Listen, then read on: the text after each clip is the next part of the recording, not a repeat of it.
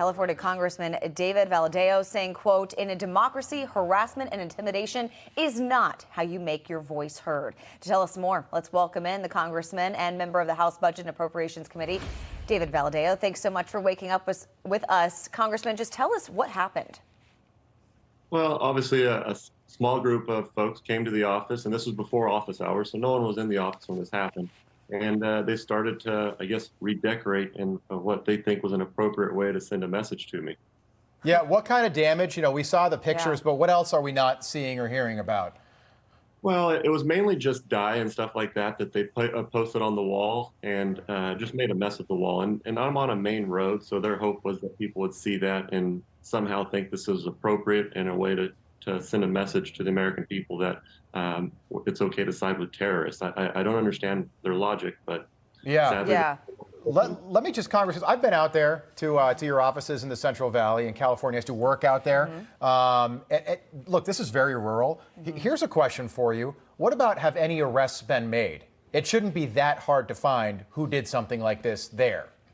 Well, and the damages were over the $900 limit from that in California, so it is going to be a felony. We've got cameras, so there's footage. We have an idea who these people are, and there's also cameras from neighboring businesses that we're looking through. We've been in touch with all law enforcement, from our local police to sheriff's department, even the Capitol Police. We're not taking this lightly, and we are going to make sure that if we can find these people, we want to prosecute them. I mean, not only do we just disagree with them fundamentally on what they're trying to message, but I mean, this is just not the way to do it. This is just a disgusting way of showing what you really are. You mentioned cameras. Have you watched the video? Have you watched the footage? About how many were there doing this? We think about 3 to 4, maybe 5. Okay. Middle of the night. Has Gavin Newsom contacted you? He's been really out front with his support of President Biden and his leadership throughout this entire crisis, particularly over the last few days as hostages have started to be released out of Gaza.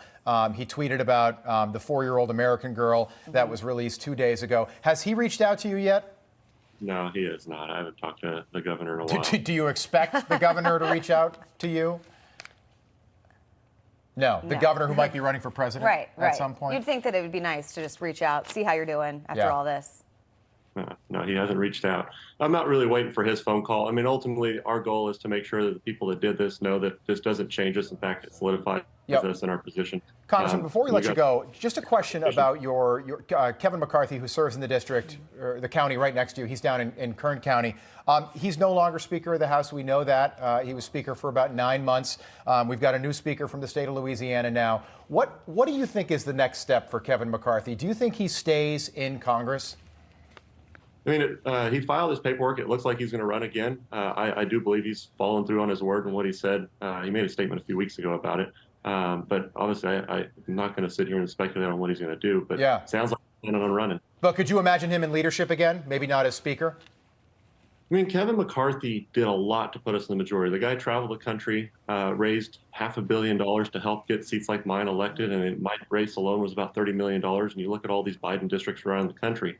We wouldn't be in the majority without Kevin McCarthy. And so it would be huge for us if he would stay and help continue to build the majority and grow the majority. But obviously, he's got to make the decision that's best for him and his family.